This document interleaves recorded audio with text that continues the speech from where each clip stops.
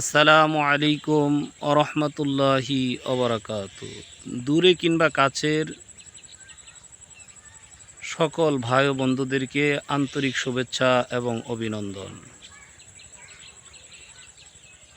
আমি আপনাদেরকে একটি মেসেজ দিতে চাই। পৃথিবীর জমিনে প্রত্যেকটি জিনিস পরিষ্কার করার রেয়াত বা যন্ত্র আছে।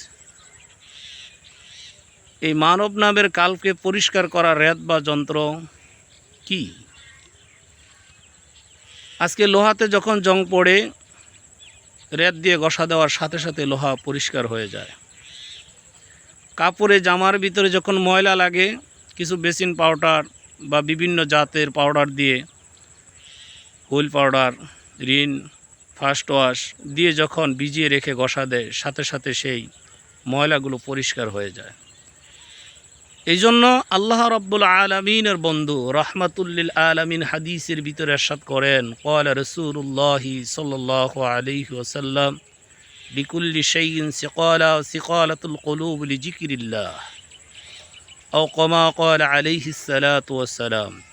আল্লাহর নবী সাল্লাল্লাহু আলাইহি ওয়াসাল্লাম ইরশাদ করেন, প্রত্যেকটা জিনিস পরিষ্কার করার রেয়াত বা যন্ত্র আছে।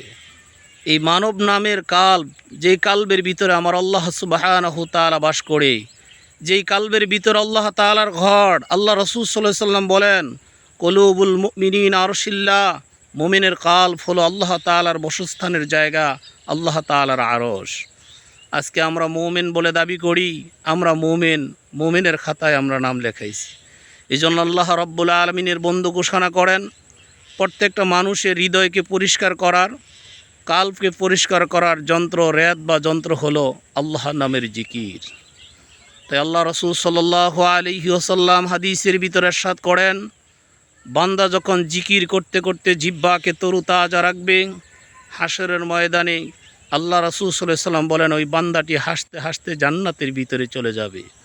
এই জন্য ভাই ও দুস্থ বুজুর্গ, মহান রব আল্লাহ সুবহানাহু তাআলা আমাদের সকলকে যেন সবসময় জিকিরের সাথে চলার তৌফিক দান করেন।